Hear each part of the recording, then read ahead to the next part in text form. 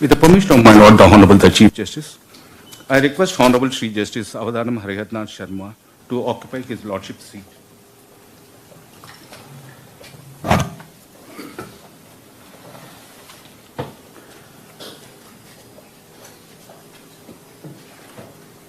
With the permission of my Lord, the Honorable the Chief Justice, may I now request Dr. Edavalli Lakshman Rao to come over to the podium.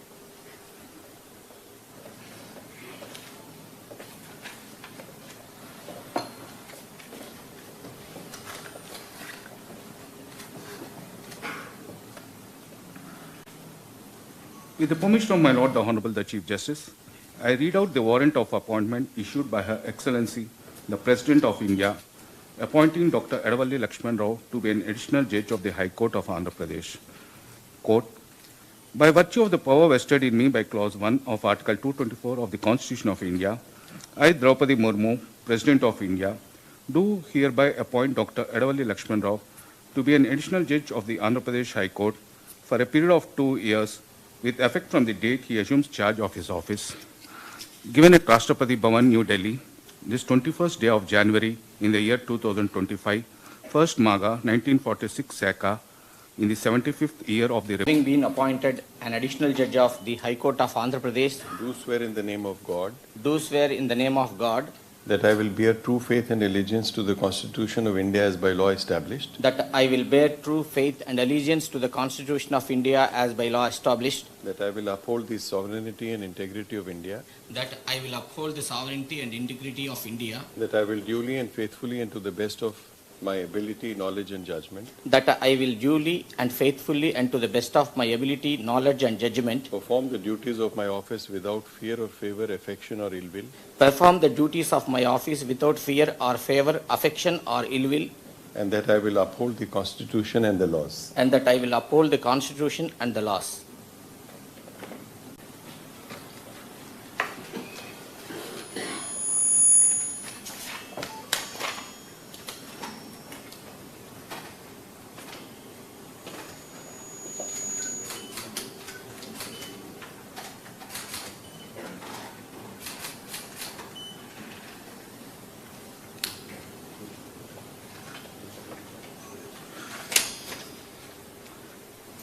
May I now request my Lord... One second.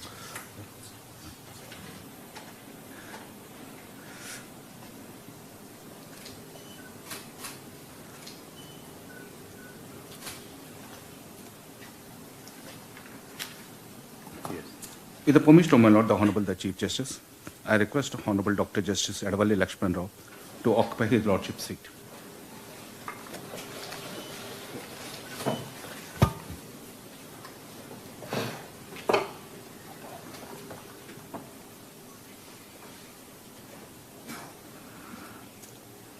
With the permission of my Lord, the Honorable the Chief Justice, I declare that the swearing-in ceremony is concluded.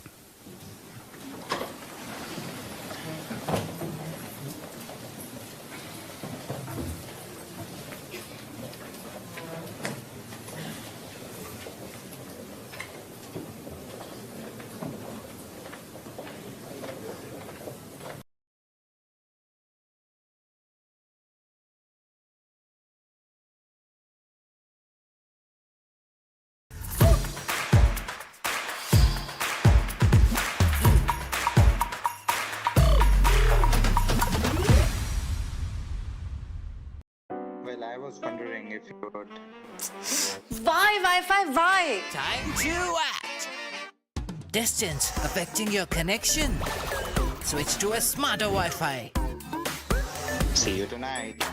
Full home coverage made easy with Act Smart Wi-Fi.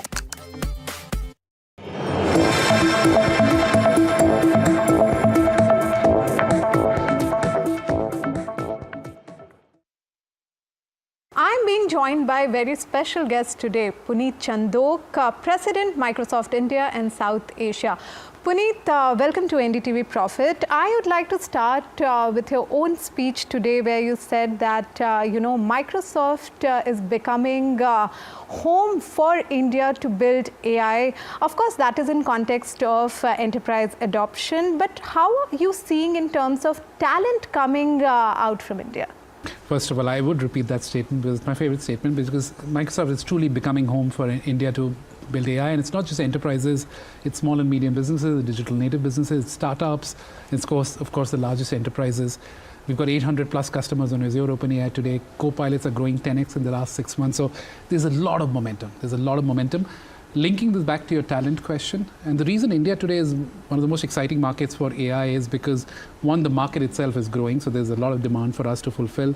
Second is the supply base. So we've got 420,000 people in India today who are doing AI-related functional jobs, which is the second largest base in the world. We've got the second largest developer population in the world. By 2028, we'll be the number one. So we've got the raw material, we've got the talent supply chain, we've got the talent to, in fact, Jitinji, the minister, said we're the talent capital of the world now when it comes to AI, which is really exciting. And then third, we've got this ecosystem coming together of the digital infrastructure that the country has built, startups, talent, and then of course multinationals like Microsoft that want to move the country forward. You bring all of this together, and I think this is India's time to leapfrog and build a truly AI-first nation. Absolutely. In fact, very important announcement have been made on skilling 5 lakh students and teachers by 2026. Could you throw some light on that? So by the way, the reason I'm excited about these announcements is because there are two parts to this. One is $3 billion in data center and AI infrastructure. So that's building the tech capacity. And then the second is human capital. So we want to train 10 million people in India in the next 5 years. And I'll come to the 500,000, which is exciting as well. And I actually went back. So we made the announcement last year in February to train 2 million people in India on AI. We've already trained 2.4 million. And the exciting part is more than 60% of those are women. More than 70% of those come from tier 2, tier 3 cities. And I was just so excited with that impact. And now we're saying we're going to train 10 million people over the next 5 years. As part of the AI mission MOU that we've just signed, we're saying we're going to train 500,000 people. We're going to set up centers of excellence. We're going to build AI productivity labs across 20 NTSIs, the National Tech Skilling Institutes in the country, with the government, to really take it to the grassroots. Don't keep it in Delhi, Mumbai, Bangalore. Really take it to the grassroots and get women developers on it, get our tier 2, tier 3 city developers on it, so that India itself can lift. Just for the clarity's sake, this is different from the AI skilling of 20 million people by 2025. Is that different? No, so the announcement we made is 10 million people to be skilled in the next 5 years. Okay. And then there's also a MOU that we signed with the AI mission on 500,000 people, which is part of the 10 million commitment. But that we will focus with the government to make sure that we're going after the right areas where we can. That will include public sector officials, that will include teachers across the country. So on the AI skilling part, how's the impact so far? Because it's this year itself, you started already. So how's the impact so far? What is the progress there? So, in fact, as I said, right, we've trained 2.4 million people already. A lot of them women developers, tier 2, tier 3 cities, this is stuff that's already happened, and that's the reason you're seeing demand and supply both come up in India, right? So, the impact. In fact, I'll give you just 4 or 5 partnerships that we announced just in the last 24 hours, which I'm super excited about. RailTel is an example, right? Which is saying, listen, can we drive digital transformation across railways in the country, and not just railways but public sector, which is super exciting. UpGrad, which is again another skilling partnership for 3 years. Can we certify people in Gen AI with UpGrad?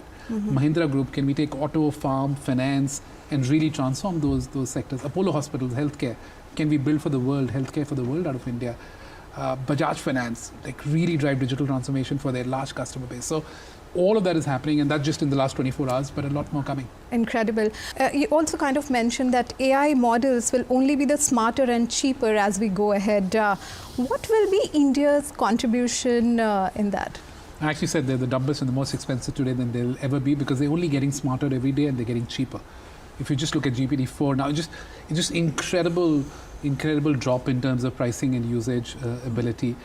To your point on what would be India's role, and I think this is a conversation we had with Jitinji and Satya on the stage, and I think the way Satya said, listen, we have an opportunity to reframe what frontier models means. And I think the interesting conversation there is it's not just about building technology, but it's also about diffusing technology and deploying it and driving adoption. So if India can do both, which is let's take the best of what the world's producing, let's make sure that it works in our context. And of course, sometimes we have to build, sometimes we have to use and tweak that, but then also diffuse and drive adoption like we are. And I think that once that cycle comes together, that flywheel will really move us forward. Absolutely. What